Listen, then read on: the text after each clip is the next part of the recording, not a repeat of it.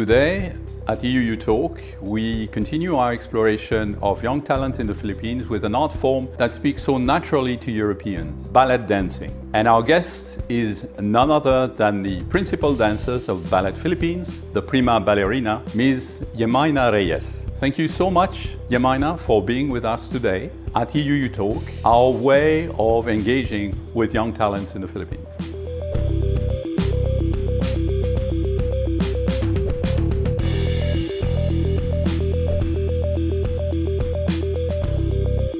Where did you grow up and how was your childhood? I grew up in a city of a province 3 hours away from Manila. It's in Cabanatuan City, Nueva Ecija. My childhood was pretty normal. I grew up in a home with my parents. I have 2 older siblings. We would go to school, me and my siblings. And then on the weekends, we'd do our extracurricular activities. We have piano lessons and then I have my ballet the whole afternoon. Of course, on Sundays, we would go to church. How did you start being interested in dancing? Young girl that I am, I would always go with her. I'll never let her leave the house without me. One of her classmates there asked if she would want me to go to a ballet class because they also offer ballet classes there. That's when she enrolled me at first. I remember crying at first because I didn't know anybody there and everyone knew each other and they were already paired up to do like the bunny hops and all the other exercises. But eventually, I liked it. I liked being there in the studio, being with my friends. That's when it started, and then my mom never let me stop doing ballet anymore. That's how I got into dancing at first. I started dancing when I was 3. 3? Yeah.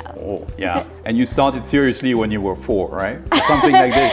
I didn't really know that I was already serious about dance until I'm already dancing professionally. I'm just dancing. I'm just there. I'm just always there. I'm always enjoying. One day, I just realized, okay, I'm really in this. I'm a professional dancer. When did you realize that? It mattered so much more than anything. And when you started to dance professionally, you had to move to the big city, right? I moved to Manila, but then before that, I was 13. I studied in Philippine High School for the Arts. It's in Laguna. So at 13, I had to leave my hometown to move to a different... A boarding school? Yeah, a boarding school, yes. By age 13, you know already you will be a dancer, right? Or there is still a doubt in your mind? Yeah, it's still a doubt in my mind to pursue dance in college. I'm just really there for the ballet. Right. And the school. So you pursue your education and you start your serious ballet education, right? Yes.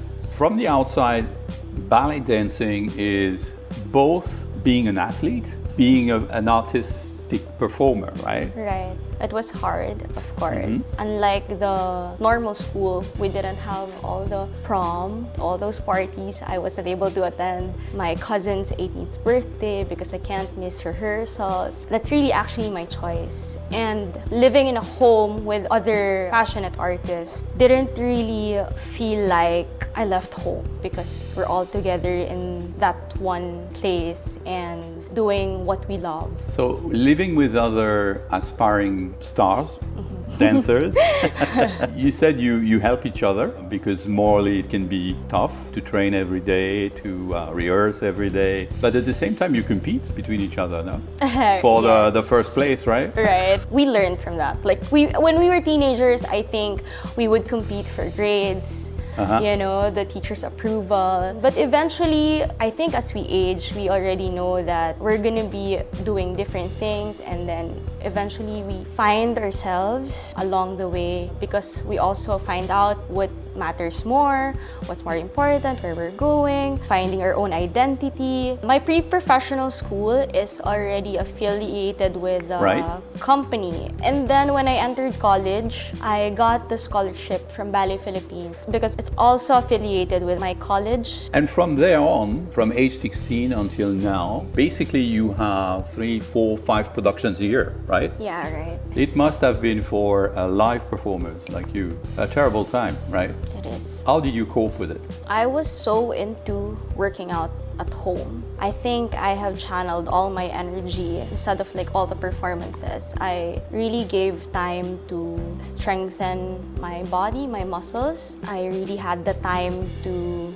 like have a reset and like to eat nice food, like good food, like nutritious meals, like that I can really prepare. Yeah, that's mostly the hardest part of being in a pandemic. But the other members of the company you kept together, in a sense, together not necessarily physically, but you continue to perform together? Yes. Together in a sense, we would still see each other every day, and then we would meet for the shoot. I read somewhere that you had a prize in Europe, in Hungary. When was that? Yeah, that's in 2013. It was called Nureyev International Ballet Competition. I was a semi-finalist in Hungary, and my partner went into finals. Okay. I didn't really get into finals. I was a semi-finalist there. When did you become the principal dancer of Ballet Philippines? I was offered the title really in 2017. All right. Okay. Yes, but it was a complicated situation because in Ballet Philippines, sometimes there's a season that they would put ranks, and then some seasons they would like make everyone just in the same ranks. Is it a stressful life to be a dancer? Are there sources of stress, like you mentioned the fear to get injured, to injure yourself? Is it something that is stressful, or ahead of a performance, the sentiment maybe not to feel completely ready? Then some of the steps. Is it a stressful life to be a dancer, or is it, as you say, you channel your energy in the art and there is no such complications? It's really part. Yeah, Yes. it's really part. It's just really just how you manage the stress. Right. So Now no regrets. No regrets, of course. Really happy to be there. Really happy to be doing all those things. It was tiring, but yeah, I'm very fulfilling. It's a lot of work, right? It's a lot of work, and as you say, it's a fulfilling life, correct? It is. Would you recommend a young lady in, I would say, a very young teenager, to embark on the same adventure as you? What kind of advice would you give? I would advise to really love your craft, to really love your art, because it's gonna be quite a journey. But with love, if you love your art, with love it's easier. It's easier to accept things. It's easier to move forward from all the heartbreaks that you're going to encounter. It's gonna be a long process. You're gonna go through different phases of your life. If you're just 12 years old, you're gonna be going through so much phases of your life aside from just dancing. Yeah. But with love, yes, it's easier to accept things. It's gonna be lighter. It's gonna be more fun. Right before entering the pandemic, I've started teaching the younger ballerinas, and so far I'm enjoying it, and I really like working with the younger dancers. Is it part of your contract, or is it something you asked for? It's not part of any contract. It's me. That's why I work until Sunday.